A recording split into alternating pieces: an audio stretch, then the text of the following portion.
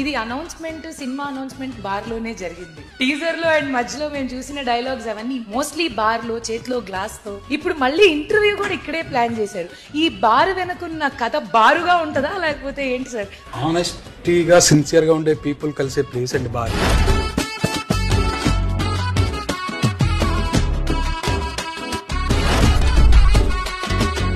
ఈ బచ్చల మల్లిని ఎందుకు క్రియేట్ చేశారు? అందరిలో ఉంటే ఒక కామన్ ఫ్లా ఒకటి ఉంది చూడండి, ఫ్లాడ్ క్యారెక్టరైజేషన్. సింపుల్ గా చెప్పాలంటేనండి, ఇటు చదువుకున్న అర్జున్ రెడ్డి అతను చదువుకున్నాడు, తెలివైనడు, అన్ని.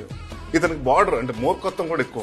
మూర్ఖత్వంగా ఏదన్నా అలాంటి సినారియోస్ జరిగాయి ఎప్పుడన్నా? ఫాదర్ మీద ఒక పెయిన్ ఉంటుందండి, ఆ మదర్ కు పెయిన్ ఉంటుంది, ఆ అమ్మాయికి ఒక పెయిన్ ఉంటుంది, అందరికి పెయిన్ ఇస్తూ ఉంటుంది. 2-3 రోజులు ఫోన్ ఎత్తలే, చిన్న టెన్షన్ ఉండేది నాకు. ఎంతమంది కాలేజ్ లో కావేరీలు ఉన్నారు రాజా గారు? ఏమీ లేదు. అంటే మీకు యాంగ్రీ మ్యాన్ అలా ఏమన్నా నచ్చిందో? అమ్మాయిలు ఎదవలకే పడతారు. జెన్యూన్ గా మీకు ఏ పాయింట్ లో అనిపించింది సార్? నాకు చాలా చాలా ఇష్టమైన సినిమా, ప్రేమించేసా. ఎప్పుడు రా ప్యాకప్ అవుతుంది, రా సన్ వస్తాడు. అమృత, హూ ఇస్ యువర్ ఫేవరెట్? అందరూ.